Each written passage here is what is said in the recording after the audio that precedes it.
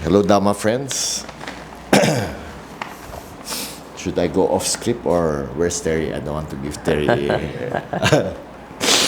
Probably this is not our first time to meet Bhante. No? We are familiar already with Bhante. No? So, if I were to ask, let me go off script a bit.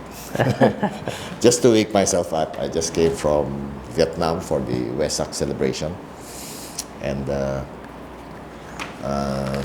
I need something to wake me up. No? So if I are asked to, who knows Bhante, and probably everyone will put up their hands already, no? And then I can just skip this part and say, okay, everybody knows Bhante, we can go to the next part. But I'm going to follow the script. So I'm going to read this part, okay? So, Dhamma friends, with immense gratitude, I'm honored to introduce our guiding Venerable Dr. G. Chandima. Venerable Dr. G. Chandima is an assistant professor of Buddhist philosophy at the Ateneo de Manila University, Philippines. He's a globally respected Dhamma teacher. He regularly leads profound sutta studies, Dhamma talks, and transformative meditation retreats.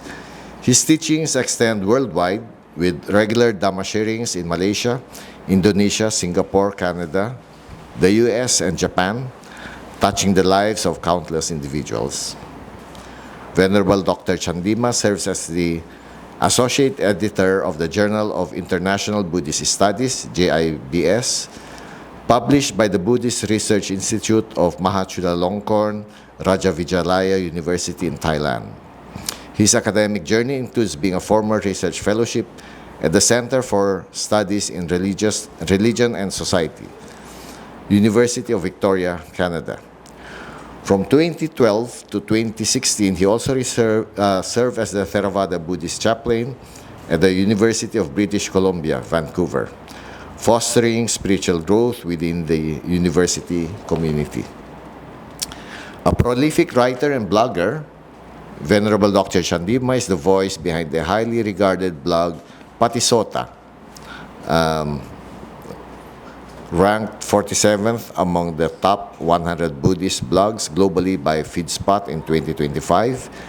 His most recent article, The Function and Contemporary Role of Sikha Pachakana, Abandoning the Training Rules in the Pali Canon, was published in the Journal of Buddhist Ethics under the Pennsylvania State University Press, USA.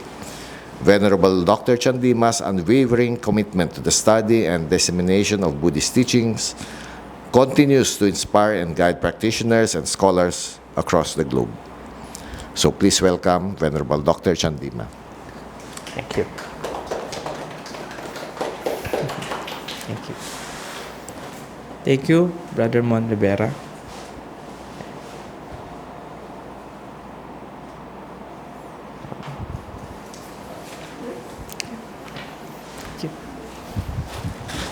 Right, I think everything is said. Thank you, Mr. Mon, for that gracious introduction. And I think all of you know me in some ways. And happy to see you. And then you just, I don't know, tirelessly made this way to come here without having even a 1 hour sleep. Make to sleep in the car, but yes, and then All right, Dhamma friends. So, want to be thankful once again to Kalyana Mitta Meditation Centre for organizing. See, Buddhist flags are even in the chairs as well. I mean, see how far they have gone to celebrate. Oh, interesting. So, beautiful decorations, and I hope that we decorate our minds too at this time, because maybe we can start this Q&A session about the life of the Buddha by saying a story from Mahaparinibbana Sutta in Digha Nikaya, where we see the Buddha's last moments. So, when the Buddha declared that he would pass away in 3 months, and there was an accusation made to Venerable Ananda, why did you not ask him to extend? Then the commentaries say, no, he was under Mara's influence, so he forgot about it. And one of the accusations some other unenlightened monks channeled for him. But anyways, what happened when he said he would pass away in 3 months? all the unenlightened monks started worrying, crying. Now he would pass away. Arahants, they went into something called Dhamma Sangvega. It's not a grief, not that people cry when someone passes away. They were looking at this irreparable situation. Nobody can replace this vacuum that is being created by the Buddha's demise in few months. So there was one monk called Dhammarama. He was not showing some kind of emotional aspects to this news. So other unenlightened monks were kind of thinking, how come you also know that the Buddha is going to pass away, and why you are not concerned about it? And he didn't say anything. And then after some time, the Buddha asked Venerable Dhammarama to come see him in front of other Sangha members. At that point, the Buddha asked him, do you want to say anything about what they are saying? And he said, okay, I understand that you will pass away less than 3 months from now. So I thought I want to respect you in the best way that I think. And I think that the best way to respect you is that to attain Nibbana while you are alive, before you pass away. Not after you pass, because I have seen you, I witnessed your Dhamma talks and everything. So that is what I'm striving on now in my kuti and in my other things. And the Buddha said, sadhu, sadhu, sadhu 3 times. And he identified 2 types of people. There is one group of people who are only respecting me with flowers and other offerings. They are only doing that. So I think in today's world we can call them as Vesak Buddhists. They are Buddhists only for the Vesak. Or maybe Katina Buddhists only for the Katina ceremony. But anyway, we make this for the ceremony, but we are Buddhists all the time. Not one ceremony. A ceremony is a place to put together. Come here.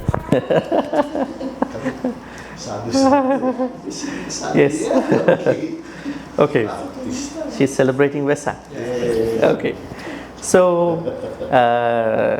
then the other type of people, the Buddha said, those ones who are, while offering, respecting me in whatever their own way, they try to follow what I say. And I think I choose them over the people who are merely respecting me. So this means the true respect to the Buddha in light of Vesak will be a certain resolution, certain aspiration that how am I going to practice what he said before next Vesak. This is our transformation. But we get together, we do the offerings. In many countries they are doing a lot of things. In Sri Lanka they make lanterns, Vesak lanterns, they make very big, pandols, they make processions, free. But how to understand the veracity, the authenticity of these teachings?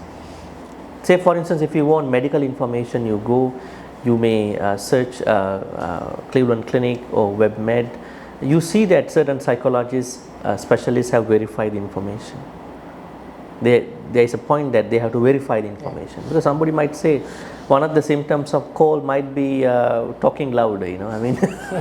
Somebody might feed this onto internet. Okay, yeah, I talk louder. Maybe I have cold. I'm having a cold now in few more hours, and then people will believe that. No, I found it on internet. But how true are this information?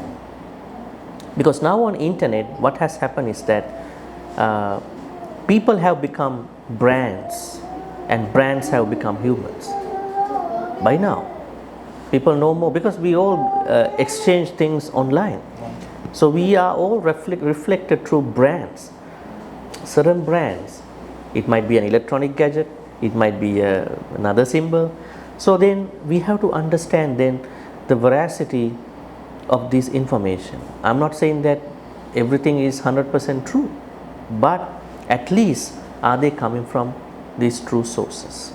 So that's why when you search, when you look up information online, you have to take some caution and then find true information, especially about the life of the Buddha. Now we are coming down to that. Life of the Buddha is one of the largely misused section in Buddhism, because if you ask, do you know about the Buddha? Yeah, I know. But lots of information that they know, they cannot relate to a source. Because let me tell you, now the original Buddhist story comes from suttas. Arya Pariyesana Sutta in the Majjhima Nikaya is the Buddha's autobiography. He says his own story, how he left the house, how he spent 6 years of those ascetic practices, how he became the Buddha and all that. And the commentary to the Jataka, one of the books in Khuddaka Nikaya, is the famous Buddha story. And there are other stories coming from Mahavastu, the earliest Mahayana version, Mahasangika's Mahavastu. It's a very big book. And also, I think Sarvastivadins, perhaps Lalita Vistara is another book.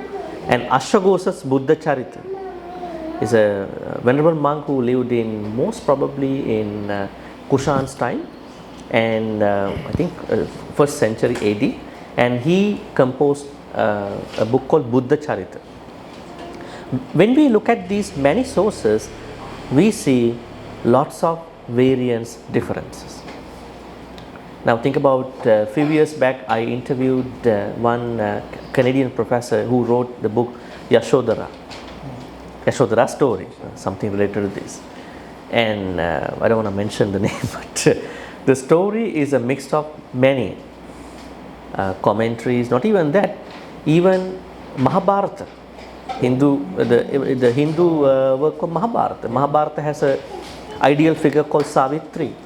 So it's more likely a novel. So let's say someone who wants to be a Buddhist.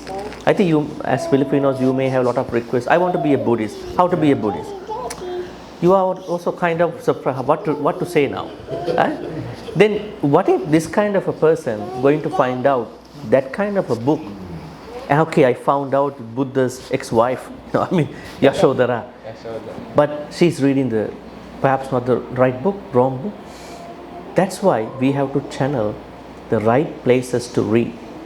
I always tell, if you want to learn something, during the birth of the Prince Siddhartha, very interesting one. We can discuss them slowly. I would explain all that, but before that, we will give the opportunity to all of you to ask questions that you may have about the Buddha, his life, his birth, his enlightenment, and I think it's a very broad area. I hope that we can start that way to spice up the conversation. Okay, so we can pass the mic. Who would like to start the first question? Yeah.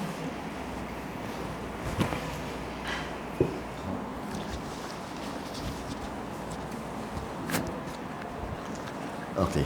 Yes. So my question is about translating the word Brahma and Deva, because the translation of gods and goddesses can lead to misunderstanding about the Buddhist perspective about theism or a God belief. So what would be a good translation for the Brahma and the Devata, so that people reading these stories would slide into a theistic perspective? Okay, interesting. That's a pretty straight question. I mean, especially when you are dealing with the biblical terms, in Holy Bible or maybe Christian context. Not Brahma itself, I think God and theodicy, theology, and these theistic perspectives, we have to find out what could be a better English translation. Not 100% okay, but better translation all the time. Brahma, in Buddhism, the Buddha does not accept there is a Brahma who created us. The Buddhism does not accept the belief that we were created by somebody.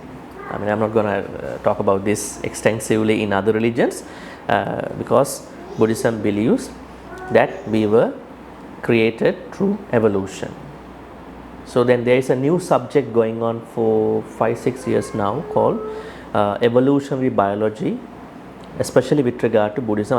I'm already writing an article about it to submit to a journal, especially for new scholars to study different branches of this subject. Evolutionary biology, not just from Darwinian perspective, Charles Darwinian or post-Darwinian perspective.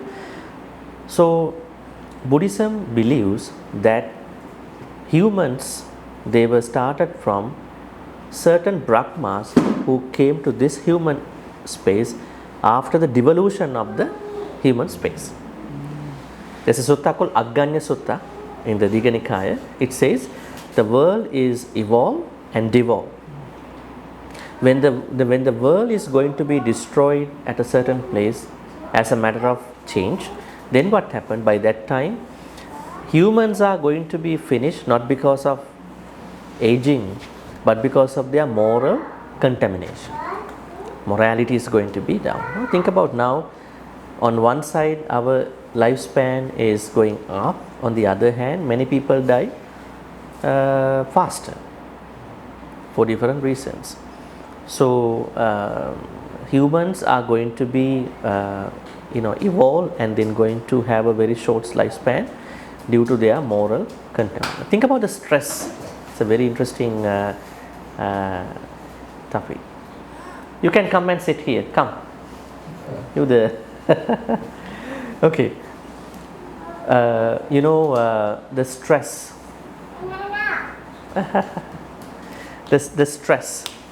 the stress, depression and all that. Now there are people who are talking, it is not even the food that you are eating that matters to your health, but also how fast you eat that food.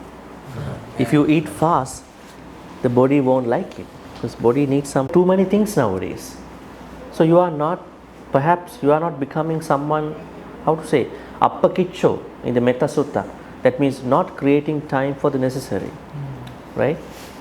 So that's why all these are mattering. So it is said that in the Agganya Sutta and many other suttas, it is said that when the moral contamination hits people, they are going to die faster. This is what is happening. So some of the Brahmas from the Abhasara Brahma world come down from their pure abodes, and then from them humans are going to again becoming recreated and procreated after they become again morally contaminated. So this is the Buddhist view. So Buddhism does not believe Brahma as the creator against in Hinduism. So this is one idea. Second idea is Brahma is a kind of higher deva, not a normal deva. There are 6 heavens in early Buddhism, higher deva.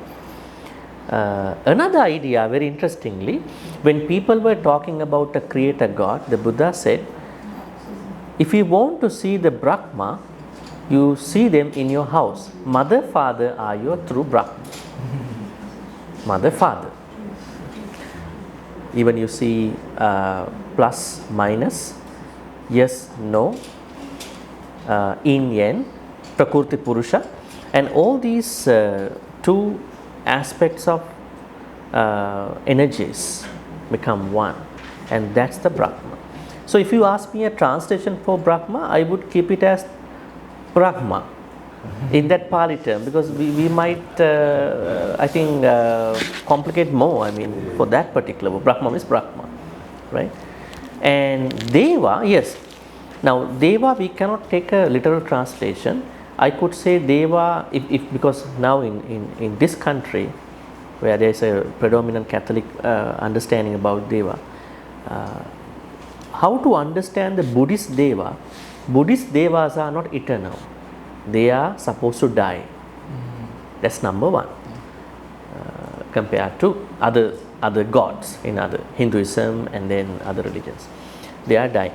So when they die, there are certain things that are happening to them. Their armpits getting sweat, and they know they're going to die. Their garlands going to be faded.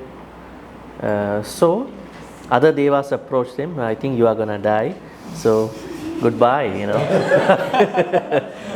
they bid farewell to that deva. But that deva is not happy, leaving all these comforts, lot of happiness. Like if you are so much pampered by the happiness, I think you don't want to leave that place easily. So that deva is not happy, but then have to die. But another interesting thing in the deva's death is that devas don't keep the body in the deva world and then die. Their bodies vanish, disappear. Not like us, we are leaving our body for other people are struggling to cremate that and then bury that. Now in some countries they even buy insurance. They know nobody is there to bury this ceremony. So anyways, so a good word to my understanding is, once again, let's keep the Pali word, deva. But I know this is little Buddhism, there are good ones and bad ones. How to know that you can know that good one and bad one? If a house is so much violent, lot of arguments going on, fights, the bad energies in that house. Normally Buddhism says that every house has a deva. Every tree has a tree spirit. Every house has a deva. So the kind of the deva that is decided on that particular house depends on the harmony, peace, or the violence and the problems in that house. So translation wise, I could say deities, Buddhist deities and Brahma. Yeah, I think it's a long answer, but I hope that that serves. Yeah. So I think. So just to make sure our timing, Terry, how far we can go actually, because I know you have to prepare the food too. So let's have a plan for the time, and then we can. Yeah. Now 10:40. We can do until 11:20. 11:15 also, okay? Yes. Okay. So we have time. Okay. Yeah. All right. Next question about the life of the Buddha.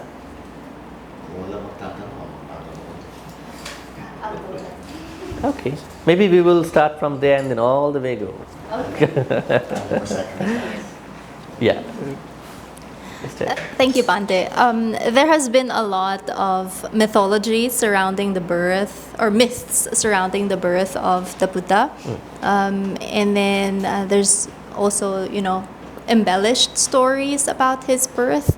So maybe you can bring us back into the time when he was born, and then maybe like from actual suttas in the Pali Canon, like letting us see how that moment was when he was born. Right now, maybe when you ask, a lot of us, we have all these different kinds of fantasies regarding his birth. So if you could clarify on that one, please. Thank you. Interesting. Well, nobody has seen anything.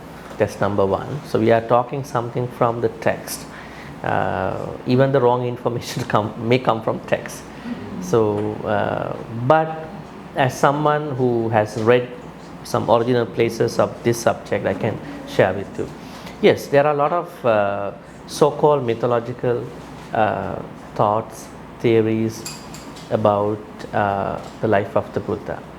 So let's talk about, let's pick up an original sutta to learn about this. Majjhima Nikaya's Acharya Abbuddha Dhamma Sutta. Maybe someone can look it up later online. Acharya Abbuddha Dhamma Sutta in Majjhima Nikaya. This sutta, to my understanding, talks about 19 or 20 wonderful, miraculous events with regard to the Prince Siddhartha's birth. Let's talk about a very complicated event that happened, the modern version, and what we see in there. Number one is some good vibes about her, saying that she carried us for 10 months. But nobody is carried by mother for 10 months, in according to this text. Only the bodhisattvas are supposed to be in a womb for 10 months. Others, less than 10 months. Okay? Normally 7 months, 8 months. So how do we know? We had to ask our mother. I mean, when you were conceived or something. So maybe at that time they did not maybe write it down. But anyways, so that is number one. I think it's not something mythological. So we have to feel it's like that. And another thing is that when the Bodhisattva is reborn, conceived in the mother's womb, naturally the 4 guardian devas protect the mother and the baby, because they know this is going to be the future Buddha. They are giving the protection. So yakkhas, asuras, they cannot attack because they are protecting her. This is another thing that we know. Third thing is that when the Bodhisattva, in this case Prince Siddhartha, is going to be given birth by the mother, especially by Mahamaya, Queen Maya, she is giving birth by standing. Normally, I don't know whether we have heard any stories. There is no delivery by standing. Have you ever heard anybody delivered by standing? Unless maybe you're in a flight. I don't know if this happens, you know. So, so the Bodhisattvas are not given birth when the mother is lying down. It's a specific thing. Very, very interesting thing. And the first part that is coming out of the Bodhisattva is not the head. The legs come out first. I don't know, this is surprising to you. I mean, first part that is coming of the baby is not the head. I came up with my legs first. Maybe according to Sutta. And then when the Bodhisattva is coming out, as I said earlier, Brahmas are Brahmas from pure lands. They are the ones who are receiving him, and then Devas are going to shower him. After that, it is said that he walks for 7 steps. That is what represents this particular event. Now, for each step, there is a lotus that is blooming. Now, here's the thing. I always tell this to people when they ask questions. You always ask questions from a practical sense. Yes, we have to ask practical questions. Actually, I always tell them, if you had asked practical questions all the while, you would have been enlightened already. As you are asking all imaginary questions, hypothetical questions about what if. But this question that people are asking is that how come lotus came out of the earth? The problem is your level of understanding, not intellectually, cultivation, I mean enlightenment, and my level of understanding, same problem, if I have, could be different to discuss that kind of a phenomenon. So just because, now say for instance, scientifically there are no ghosts, right? There are no spirits. There are some this scattered scientists who have found out certain researches about rebirth, maybe some spirits. But science does not agree as a whole about this concept. As a whole, they have no consensus about it. But Buddhism says no, they do live. Devas live, Nagas live, Mahidikas live, hungry ghosts, they live. So, just because science cannot prove it, does it mean that they are not available? I don't think so. Right? It's like the interpretation of the nuclear thing, the atom. Long time ago, scientists had the idea atom is the minute, the most subtle element. But they then again say, no, there are other elements now we found out. Yes, it's a developing thing. But in Buddhism, to my understanding, unless we come to certain higher level of enlightenment, we cannot give a proper idea to prove what's going on. So I will leave it to that kind of a mind. Because the enlightened mind is more equanimous, upekka mind. We think about 2 people, before enlightenment, after enlightenment, according to the text. So that's something that we understand. And what is this? And we find out the similar talking in a Jataka story called Ummagga Jataka. The Jataka story of Shakyamuni Buddha for wisdom, perfection on wisdom, where he was given birth by the mother, and then once he was reborn, when he was given birth, he is couching something like this. The mother saw it. What is in your hand? It's a panacea. Oh, panacea here means a medication that can heal every disease. What if that somebody has this thing? Are you going to follow him? It helps cancer. It helps other old problems. It is everything. And he's saying, this is a panacea. Oh, panacea. He's so intellectual, so wise. Not from the books. That is coming from the samsara. That wisdom is coming from the samsara. That's why Buddhism believes when you die with a good Dhamma mind, you carry it forward to the next life. Right? The same thing happens. Think about a good mathematician passed away, and you see in the next life one baby is so good at maths. Even without looking at a calculator, say, okay, this is like this. Why? Are we surprised? No. We are not surprised as Buddhists. This could have been a great mathematician. Not be the Pythagoras, but somebody who might be different. So now what we need to understand is that that is also a certain miraculous thing. So wonderful thing. So these are given in the sutta, this particular sutta. Other than that, I don't know, there are other people who are adding, creating their own version of Buddha's life. Because we have two things to be careful. One is when someone is too much into believing things in a way, when someone is too much intellectual, these things can kind of dilute the proper understanding. So that is how we have to find out what is mythological, what is not seemingly mythological, apparently, textual in a way. Yeah, so that is what I can think about. Yes.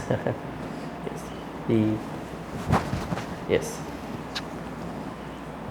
Since I am actually new in Buddhism, so since you've asked about the birth, I want to ask about his enlightenment.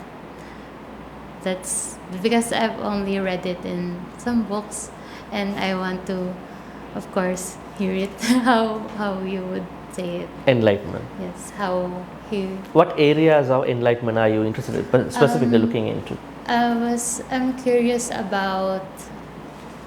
I'm not actually sure how it's piece by piece, but how I remembered it is after he left The house. yes, and then I think you want to know the journey to Yeah. enlightenment. Okay, let's see. Yeah, that's the Historically speaking. All right, he's getting the second chance. Just hang on. Okay. This is again a misinformation to talk about something how he left the palace. Now we know the king Suddhodana, his father gave him 3 palaces: Ramya, Suramya, Subha. One for the winter, one for the fall, I think the other one for the summer, I think. Yeah. And then he gave another palace when he was married to Yashodhara. So 4 palaces. And he always wanted to tell his people, if you are a sick person, you should not get out of your house. You have to stay in the house. So anyways, he was always asked to see the life that way. Now how many people are we seeing as such nowadays? Are we looking away and sick people coming on the front? Are we looking away? Anyways, the king was always controlling what he sees, what he hears and all that. Always he was bringing pleasures and all these things. So one day he told father, I want to see the outside world. That is how I think I feel happy.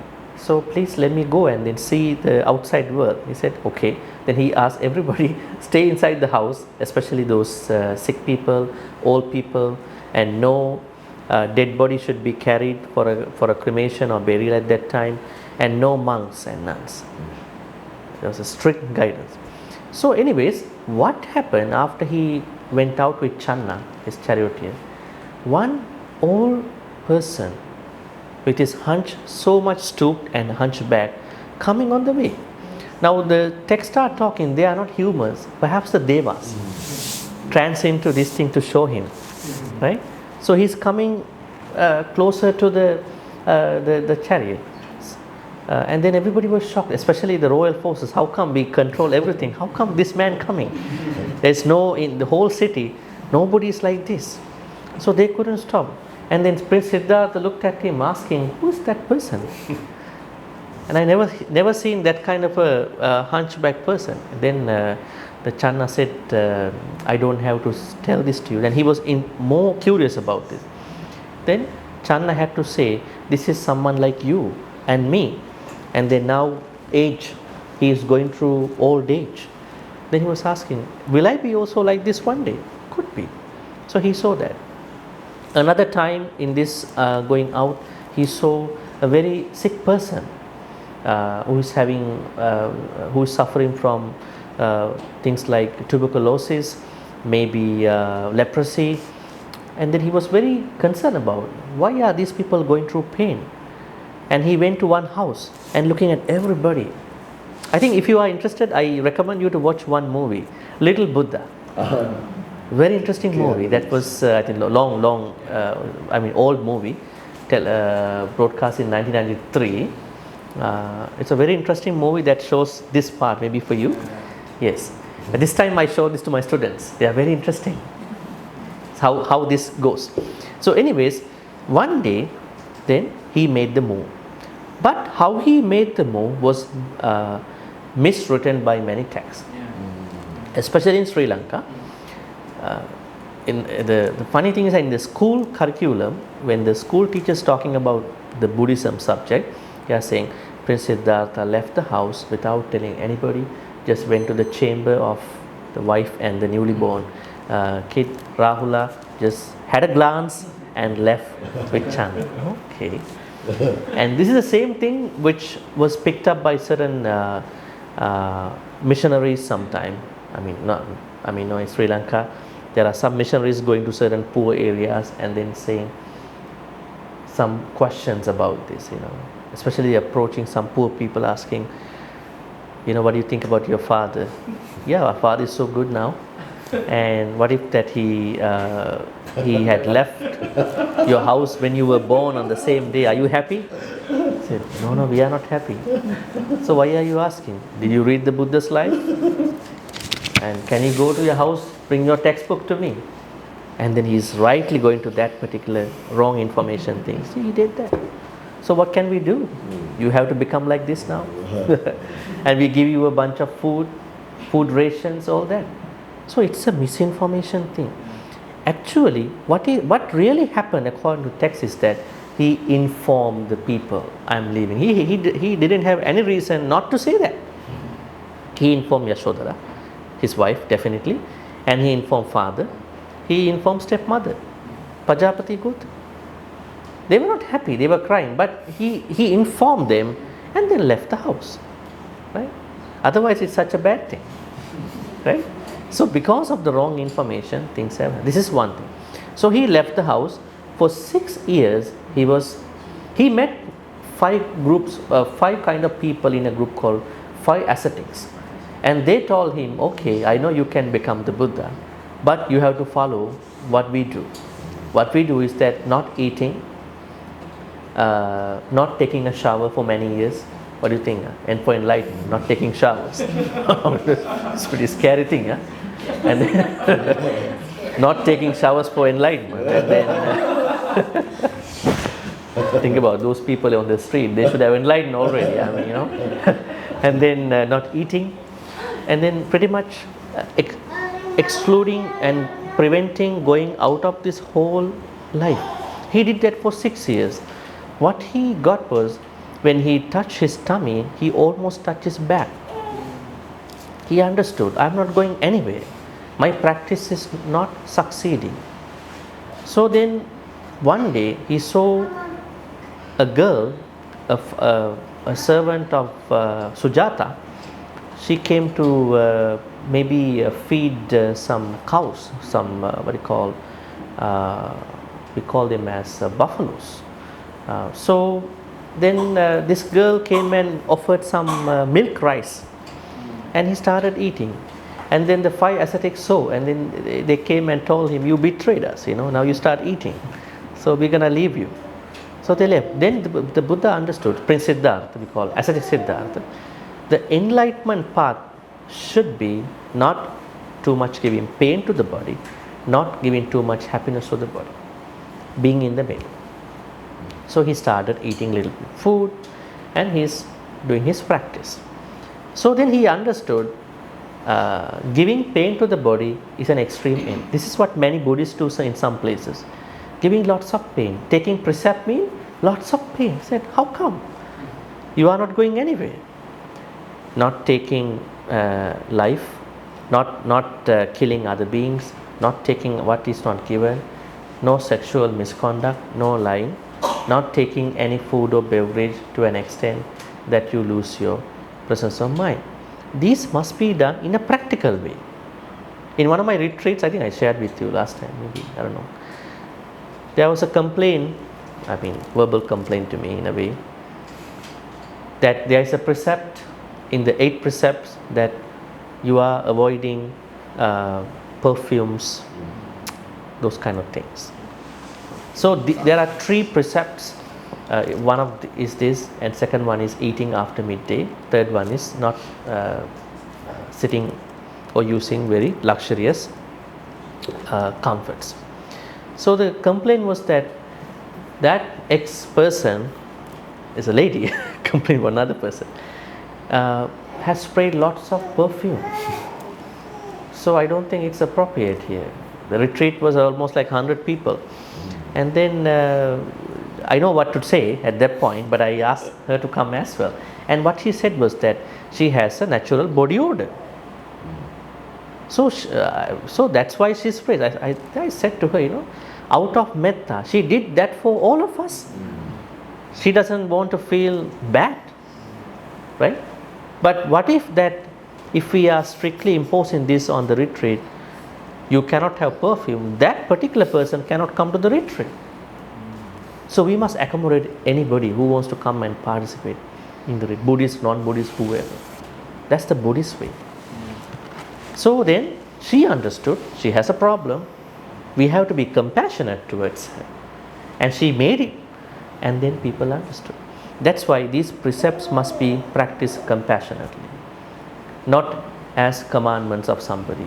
Not as something of somebody. No, they are not going to work for us. Then if we done that way, we would have enlightenment already. Understanding the larger, broader, compassionate ways. So the idea here is that precepts should be practiced in a compassionate way, not in a way as rules. We have no rules. Nobody supervises you, oversees you. So then, ascetic Siddhartha followed the middle path. Actually, the middle path is called Noble Eightfold Path. Right view, right intention, right action, right speech, right living, right effort, right mindfulness, right concentration. So he started following this path. This path does not fall into extreme precepts and extreme pleasure. He found the middle way. Actually, this is very important to today's life. In our life, when you are working, you have to balance life, work life and family life, right? Everything. So balancing out and being in the middle helps us to grow well. And he, in that process, was able to focus on the Noble Eightfold Path. Finally, out of the breath meditation practice, he was enlightened at a certain point. The story is very long, but I said that just the historical parts. So roughly around, he was 35 years old by that time. So he left the house by 29, so he was enlightened by 35. Yeah. All right. Okay, so then the next, who is next? Meron ba magtatanong? Yes. Kasi kung wala ako. Maybe we'll come back to you again. Yeah. No, I think we will go one by one here. Yeah, better. So easy. Mamaya na. Yes, please. Hi, Bhante. Maybe the importance of going on pilgrimage, or that's my question. Importance How of visiting important is the it to holy go? sites. What kind of pilgrimage is that? To The where? visiting the holy sites that the Buddha recommended in the suttas, like the 4 places. Okay, that is mentioned in the Mahaparinibbana Sutta. There are 4 places: the birthplace, the enlightenment place, and the place he gave the first Dhamma talk, Saranath, I think, and then the place he passed away. So I think it is good to go if you can, but not now. India is having some issues with Pakistan, so I think better just postpone that for some time. It's good, so that will help your saddha, your trust to grow. It's a good thing to do actually. That helps your trust.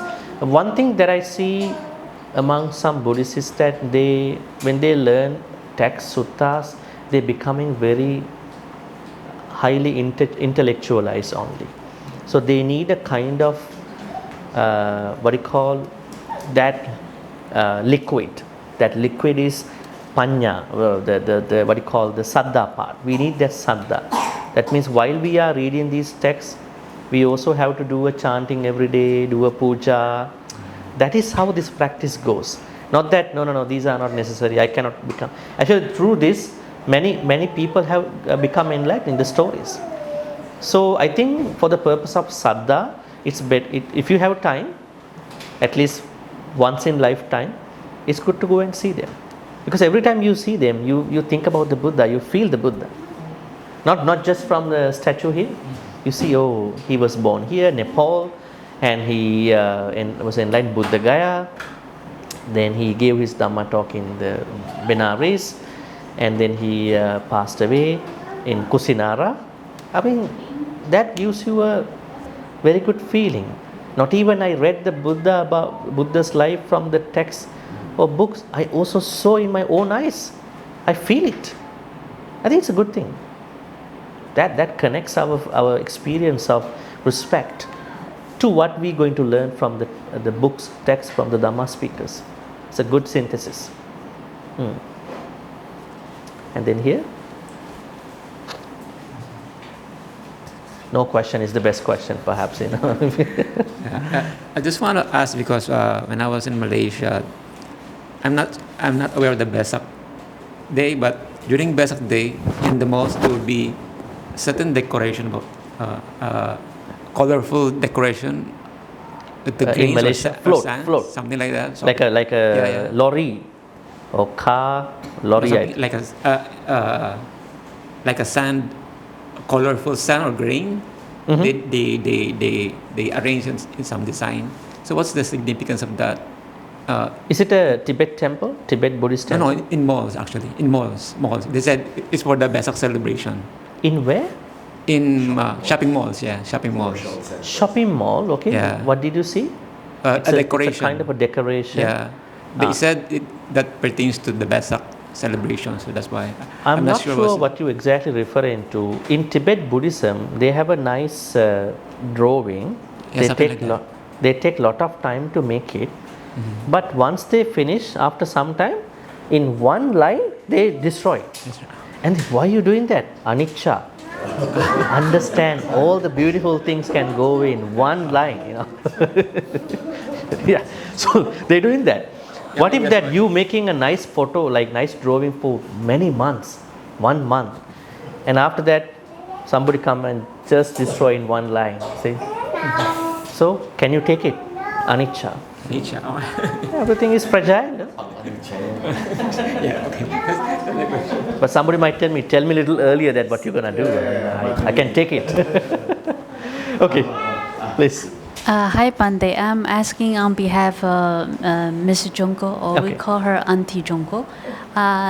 In celebrating Vesak and understanding the life of the Buddha, so she thought about, to observing the birth, and then the death of Buddha, the life, the Buddha.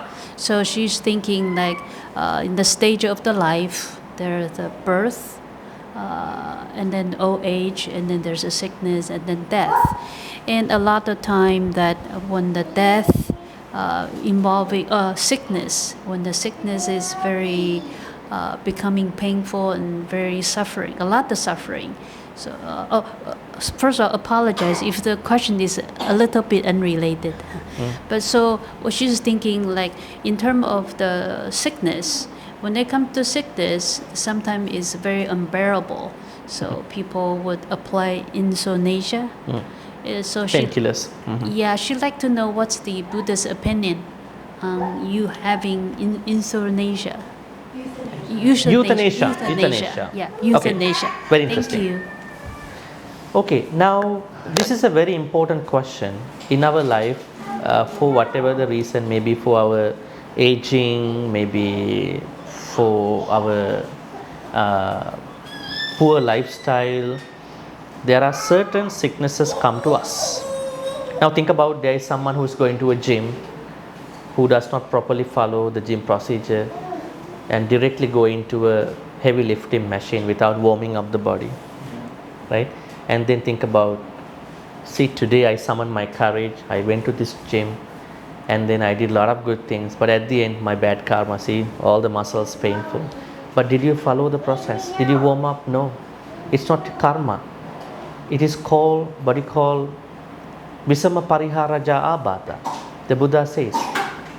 The Buddha said there are certain discomforts, pains that come not through the sickness, but through your poor choices in life. So from that kind of discomforts, think about a stage 4 cancer, lung cancer, maybe a genetic problem. We look at all these things as a part of our life. But are we going to be submissive to these? No. We don't have to. Then you are asking that, and then I'll go to euthanasia after that. Number one is that, now think about what is the perception about sickness in Buddhism. The Buddha always says, take care of your thoughts. That is why we meditate, that is why we want to practice kusala, that is why we do precepts, retreats. Why? Take care of our thoughts. Why? The more we take care of our thoughts, not controlling, never control. You may control for 1 week and then you will go back to that default mood again. Think about, you go sugar free for 7 days, right? Not eating chocolate for 7 days. And then on the 8th day early morning you are thinking, see, for 1 week I am like this, so I have to compensate now for the 7 days. No, I haven't had it for 7 days. And on that 8th day you are eating too much chocolates, more than the chocolate you're supposed to eat during the 7 days. No control. It's like that you are putting a bowl in the water. You can't do that. One day you have to take your foot off, bowl will come back. The Buddha said, understand your pleasures. Understand what is happening to me. Sensual pleasure, anger, frustration, disappointment. What is happening to me? Am I good? Am I properly handling these things? And take care of your thoughts for the happiness. So I think when we take care of our thoughts, lot of stress, depression, disappointments can be minimal. I'm not saying 100%, minimal. We have a good system to manage them. But let's say that you may have a certain sickness that came right away. Let's say a cancer. Nobody likes to get it. Always thinking, why me? Why not other people? Right? And then how to understand this? We always say, go and take the treatments and then practice a meditation. What kind of a meditation? This pain shall pass. I understand. My pain is anicca. I'm not going to connect my pain to my past life. Maybe I done a bad thing in the past. That's why I'm getting the sickness. No. Always look at the pain. The pain is changing. And I follow everything properly, and I should be able to look at it that way. So that is how the Buddha looks at it. That means pain management is number one. Pain management can be done by bringing the proper attitude towards the pain in Buddhism. Anicca, dukkha, anatta is one thing. Second is that euthanasia. Now euthanasia is not a familiar concept to Asians, but we know in Thailand and Japan they have some pocket groups who are talking this thing, but not officially. The country that I am coming from last 15 years, Canada, they are fully for this, and Switzerland. That's why a few years back, there were 2-3 young girls who went to Switzerland, they never came back. Then they found out Switzerland, you can just do a disclaimer, there's a very beautiful way of dying over there, according to them. But the problem is how to look at it, how to look at this thing. According to Buddhism, it is not nice to end your life, because we never know what will happen to us when we pass away. So when the scientists are doing a lot of efforts to keep our life going on, think about cryonics. I think you know cryonics, huh? The concept in transhumanism, freezing the dead bodies for many years. They're trying to support if the human consciousness can be uploaded into a cloud, like how people go through MRI or CT scan. I mean, see every part of the brain. And then through the medical advancements, nowadays we don't almost see bypass surgeries anymore. I think they are only having angioplasty, angiograms at most, maybe a very worst case might go through that kind of thing. So I think with these advancements, we should never think about dying early. Dying early is not a good idea. Why we have to live longer? If we could, why? To practice more Dhamma. Because many people learning lot of Dhamma, but they don't take enough time to practice. That is the very reason I suggest to live longer. So euthanasia is not a good idea. But if you ask from a Canadian, Swiss perspective, someone is going through lots of pain, stage 4 cancer, and she's not a Buddhist, he's not a Buddhist, and they don't want to take the pain, so they will sign up. But as Buddhists, we have to look at it because there is no one way to interpret this. There are many ways to look at it. But Buddhist way is that not to do this, right? What if the patient is a Buddhist? Gonna be a problem. What if the both doctor and patient both gonna be Buddhist, right? So we feel that this is not something good. That's why I think in Asia we don't look at it that way. But the only thing among the young generation nowadays, teenagers, they take life. They go to buildings and they die. We don't see that kind of taking life among our mid-age people, especially in 70s, 80s, 90s. We don't see that much. Because of why are these things happening to our young generation? The young generation has not been able to share their emotions. Their emotions are going down. Everything has been materialistic. And they only think this technology is the only solution we can find answers. So when you cannot find an answer to technology, go up and die. That is not the way. That's why when someone is having suicidal thoughts, I always encourage, tell Panatipata Veramani Sikkapadan Samadhiyama. I have a precept, I can't take my life. I have to live long. I may have problems. I may have lots of problems. But there should be a way how to solve these problems. To talk to someone, the proper person, approach something. I have to see the beauty in my life more than my problem. So euthanasia is not an accepted idea in Buddhism.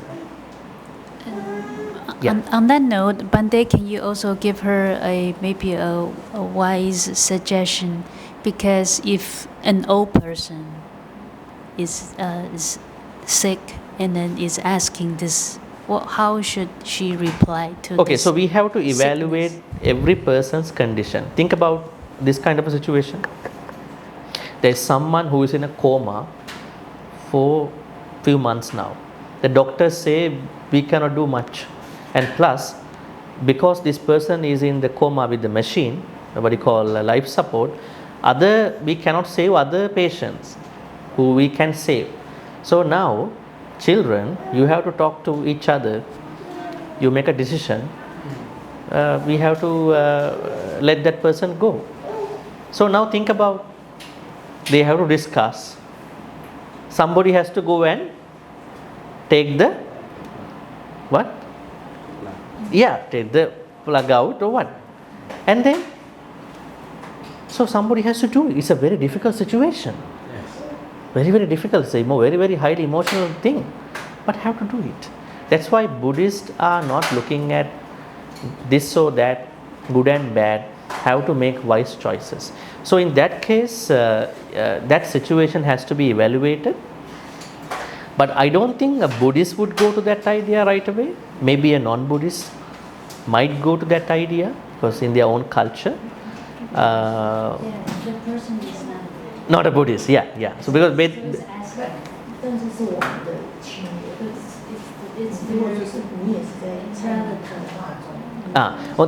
on the other hand, Buddhists believe next life, right?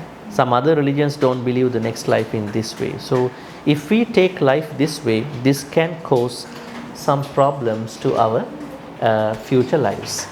So this is why we don't recommend this idea.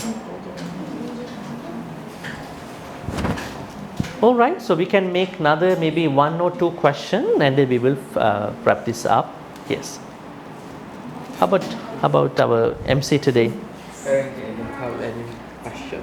But how about the others? Let me see. Yeah, please, Alisa. Thank you, Bhante. I was wondering when the Buddha got sick before he died. Can you tell us more about that? Like, I remember reading the sutta and he was saying that no one should blame the one who gave me meat. Can you rephrase again the question? The time when he got sick before he Passed away. Yeah, and then he was telling the monks not to blame the one who gave him the meat. The meal, dana. Okay. This is again a little bit controversial point, but the idea is that it is said that because there are different versions to look at it. In one very, very famous popular version, what he got was some food. It could be the pork. But some say it's not pork, it's mushroom. So there are different versions about this thing. But anyway, he got sick, not even sick, it's a very severe sickness. We call it dysentery. Dysentery. So, and your question is? Yes. Can you tell us more about it? Like, why he would say that not to blame the man? Yeah, because Buddha didn't want other people to blame the donor. Because it can happen, right? Say you give dana to one monk, right? The food was good, everything good, but he has a problem in his metabolism, right? And then maybe he's a very famous figure. He has a lot of devotees, and devotees are saying, you did something to our venerable monk, and then something like that. So the Buddha wants to say, no, don't blame him, and he did in good intention, so in good faith, good intention. So he just wanted to keep everybody not in conflict. So I think he's a very he had the best skills about conflict management. So I think yeah.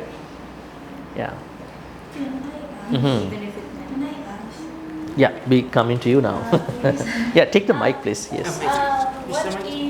My name is Razel G. Brutas. Razel G. Brutas. Okay. Yeah. So, nice to meet you. It happened 2024, last year, and then I'm on depression. Then suddenly I feel this kind of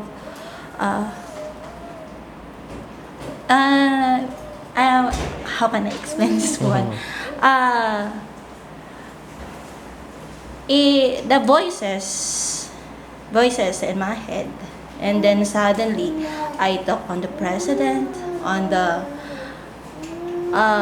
just like that. Everything in that day. I'm teaching. By the way, I'm a teacher here in Philippines, in Kasiglahan Village Elementary School. And then this year, 2025, I feel sad, and then something energy that I need to feel, and then I I just like this, and then I turn the negative energy, and I feel that one, that like a circle one. Tapos I push them. You are talking, you had some bad energy a few years back. By this year, you were able to push them down. Yes, I pushed them And then- down, and then How did you do I that? let them go. How did you do that? I don't know. I just suddenly, I don't know.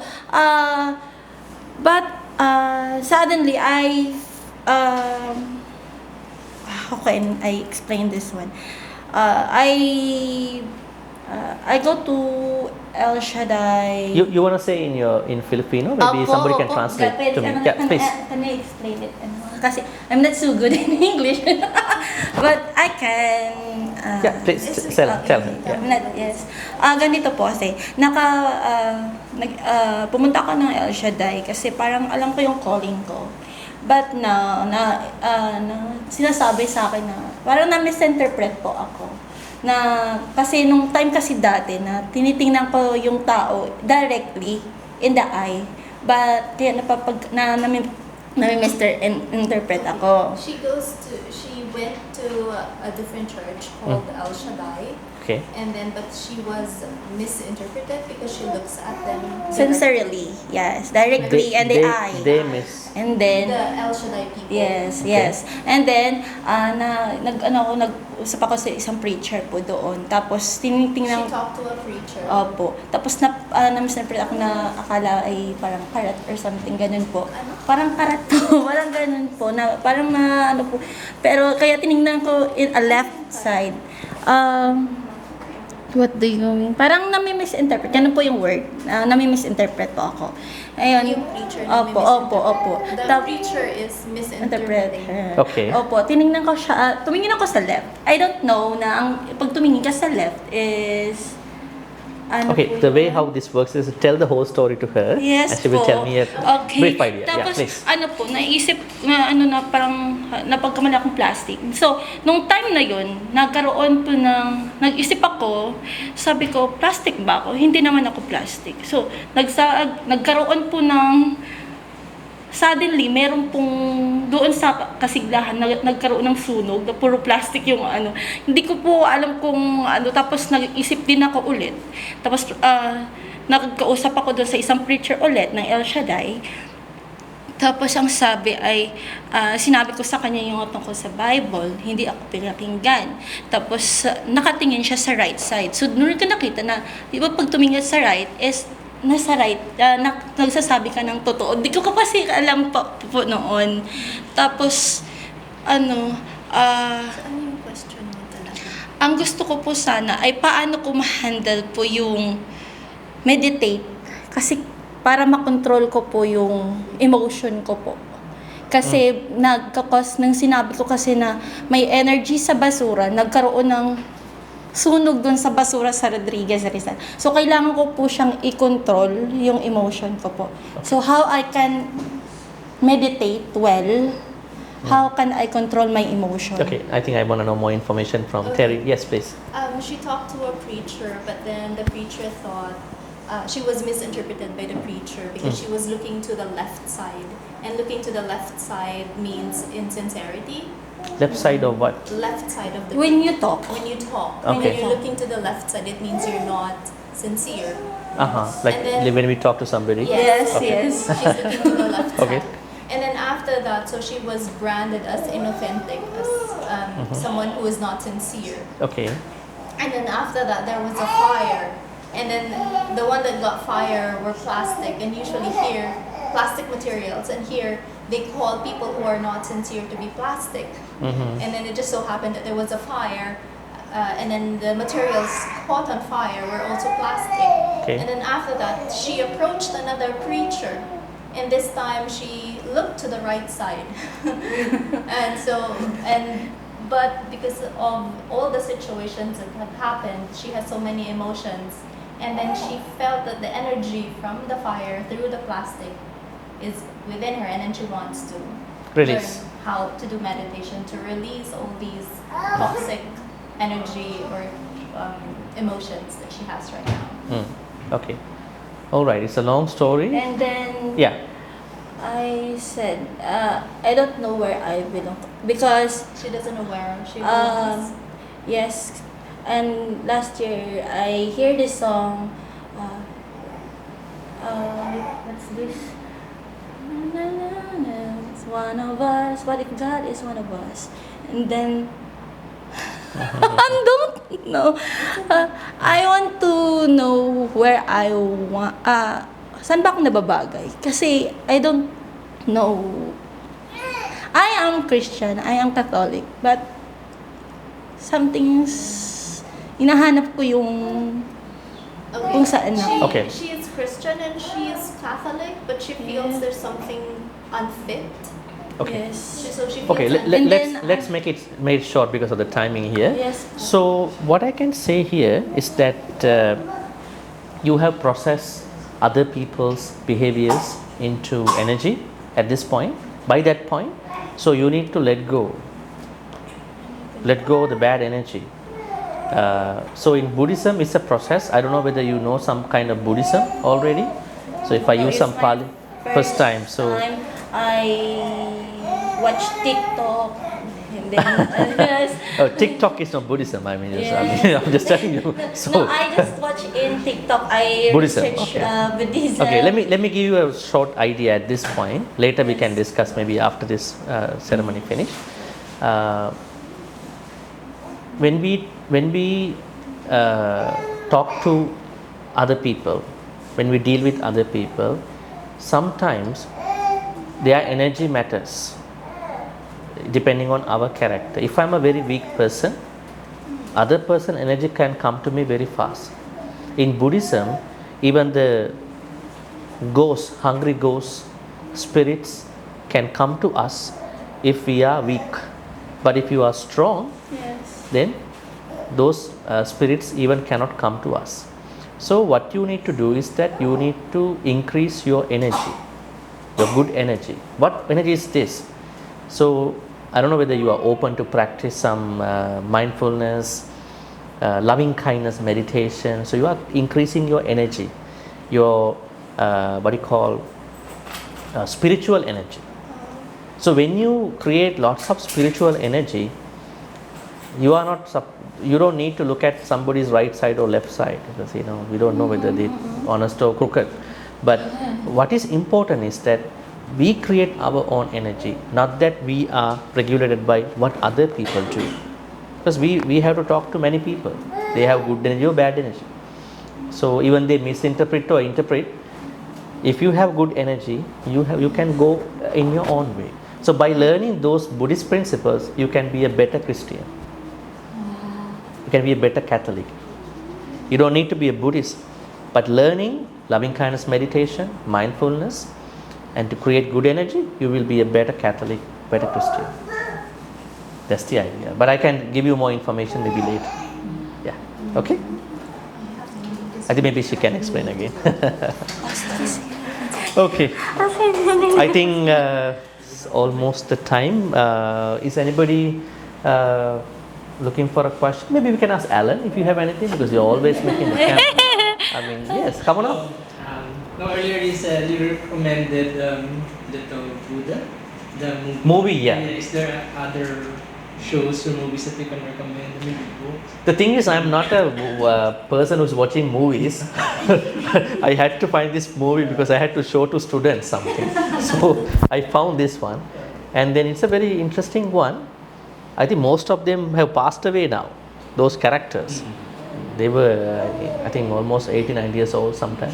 So I think that's a good movie. Yeah, so far I think it's a 3 hours movie, so you need time to process. So I think that's enough for now. So yes. All right.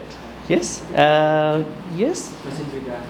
Yes. So then what we can do now is, I mean, you can go ahead. I can do the transference of good karma after this. Is there anything else? No. Do we proceed with the blessings this time? Blessing also. Yes. This Yes. time before the meal offering, right? Yes. I need to do a blessing for everyone, and then go for the transference of my then dana time. Yeah. And after Monastic, able to share the early Buddhist teachings with each one of us.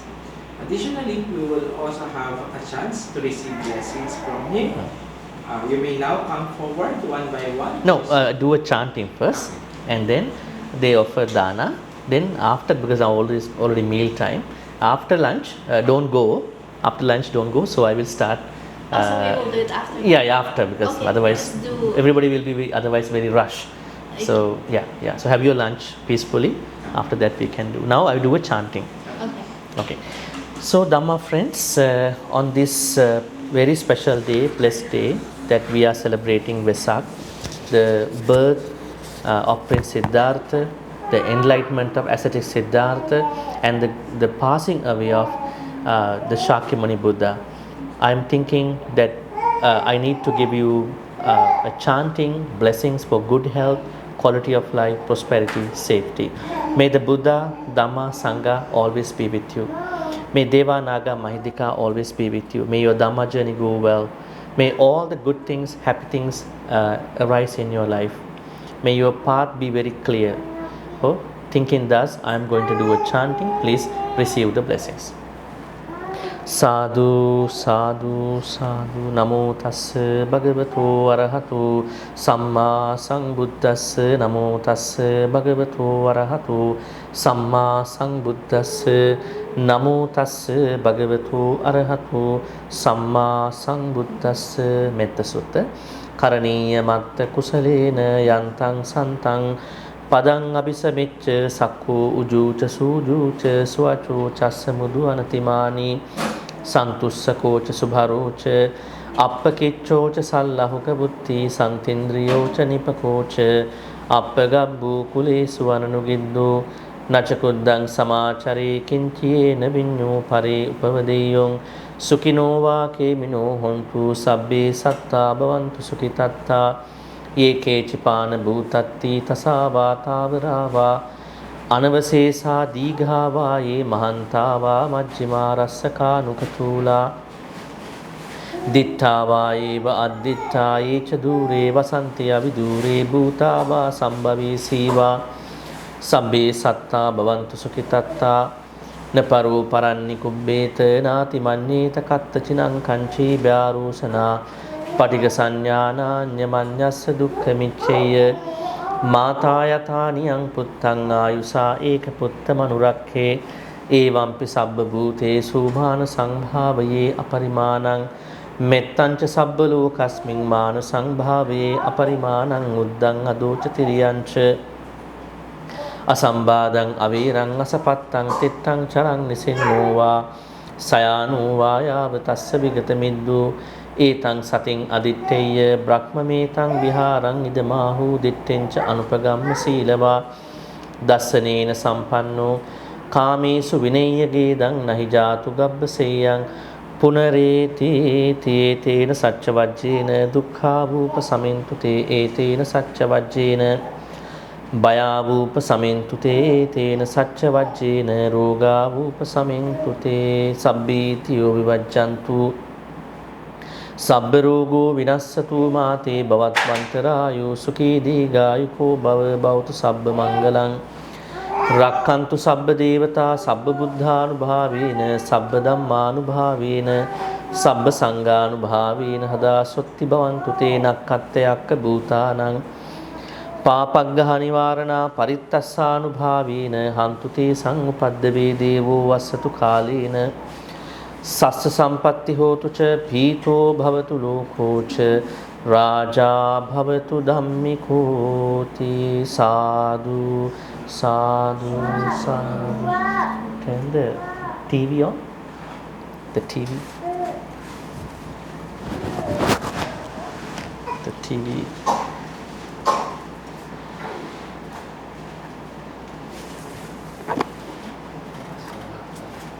Oh, you think we have to put it back? Relatives who passed away in the name of all of you.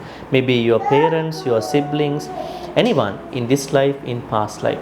May they all receive the good karmas. May they be well and happy. May they attain the supreme bliss of Nibbana. Sadhu, sadhu, sadhu. Idamme ñāti nang hotu sukhita huntu ñātayo. Idamme ñāti nang hotu sukhita huntu ñātayo.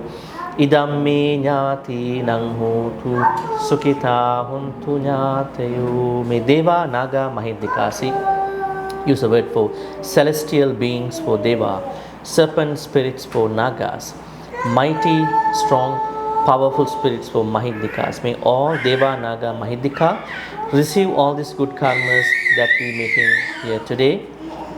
May they be well and happy. May they protect and bless all the members here at Kalyana Mitta Meditation Centre for all your organizing, your planning, good thoughts, good wishes for everyone over here, everybody. And others who joined from Philippine Theravada Buddhist Fellowship, Mr. Mon, and all the other individuals who gathered here, and all of you and all the family members, all you be protected by Deva, Naga, Mahindika for good health, quality of life, prosperity, safety, happiness. May Deva, Naga, Mahindika also be well and happy. May they attain the supreme bliss of Nibbana. Sadhu, sadhu, sadhu. Ittavata cha amhehi sambatang punya sangpadang sabbe deva anumodantu sabba sangpatti siddhya. Ittavata cha amhehi sambatang punya sabbe bhuta anumodantu sabba sangpatti siddhya. Ittavata cha amhehi sambatang punya sabbe satta anumodantu sabba sangpatti siddhya. Protection, may we request the protection of all the Deva, Naga, Mahindika who are living in the sky and on the ground. Akasattha ca bhummatta Deva, Naga, Mahindika punyantang anumoditva chirang rakkhantu sasanang.